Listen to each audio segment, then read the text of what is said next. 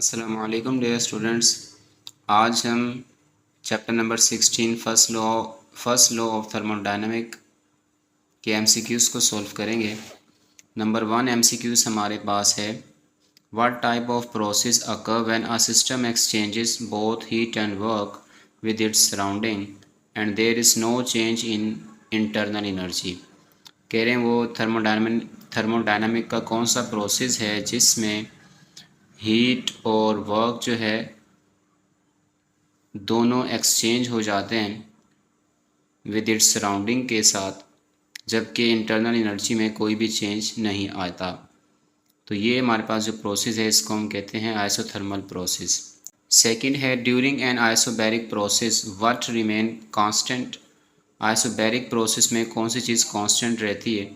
Isobaric process में pressure constant होता है।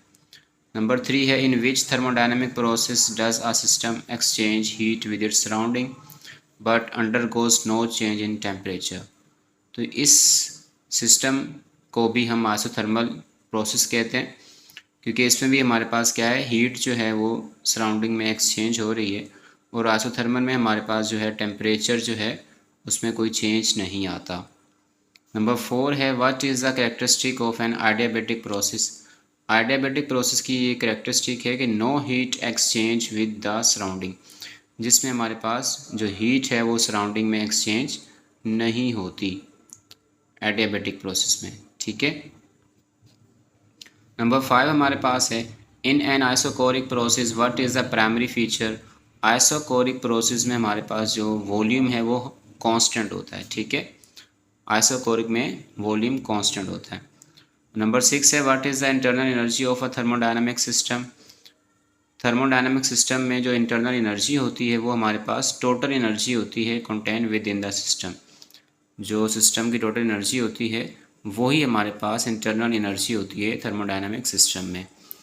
Number 7, how is the change in internal energy del U define in the term of heat del Q and del W. ठीक है, ये हमसे पूछ रहे हैं कि हमारे पास जो फर्स्ट लॉ ऑफ थर्मोडायनामिक है उसकी इक्वेशन क्या है। तो डेल यू इक्वल होता है del Q minus del W के। ठीक है।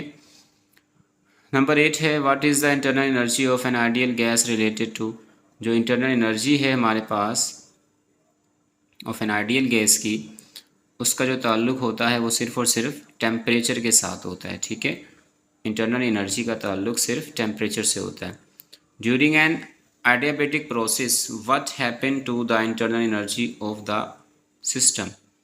तो adiabatic जो हमारे पास प्रोसेस होता है adiabatic, कह रहे उसमें what happened to the internal energy of the system, जो कहते हैं इंटरनल एनर्जी है उसमें क्या होता है। ठीक है, जो इंटरनल एनर्जी है हमारे पास एडियाबैटिक प्रोसेस में depend upon the specific heat, वो स्पेसिफिक हीट पर डिपेंड करती है। ठीक है, एडियाबैटिक प्रोसेस में जो हमारे पास इंटरनल एनर्जी है सिस्टम की वो स्पेसिफिक हीट पे डिपेंड करती है। ठीक है, और लास्ट है हमारे पास number 10, what is the equation of the internal energy change the system and isochoric process. Isochoric process में हमारे पास जो वर्क है वो हमारे पास ज़ीरो होता है, तो इसलिए हमारे पास जो इक्वेशन बनेगी del U is equal to del Q के इक्वल आएंगे। ठीक है, तो उम्मीद करें आपको समझ आ गए होंगे। थैंक यू, अल्लाह हाफिज़।